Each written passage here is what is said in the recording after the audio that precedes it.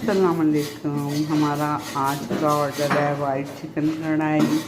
ये देखेंगे जो मैंने अपने खाने के लिए निकाल लिया, मैं उसकी वीडियो बना रही हूँ। बाकी ये पैक हो गए हैं बॉक्स। और चिकन कढ़ाई के साथ आज हम स्वीट डिश भी दे रहे हैं। स्वीट डिश में बन रहा है हलवा।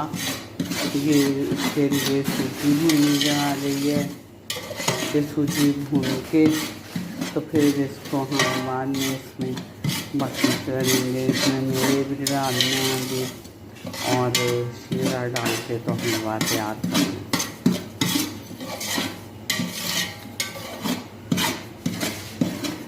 आज का हमारा जो लंच है बहुत मज़े का होगा, क्योंकि दोनों चीज़ें वाइट चिकन कढ़ाई तो बहुत मज़े की बनी है और अल्लाह करे ये अब सूजी का हलवा भी मज़े का ही बनेगा, क्योंकि इसमें हम खालिश देसी घी का इस्तेमाल कर रहे हैं।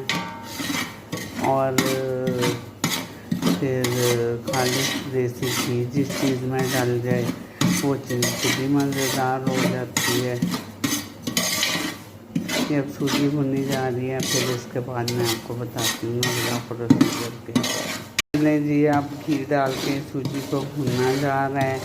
सूजी को भुनेंगे और भुनने के बाद इसमें शीरा मिक्स करेंगे और सामने वाला डालेंगे और हलवा फिर तैयार हो।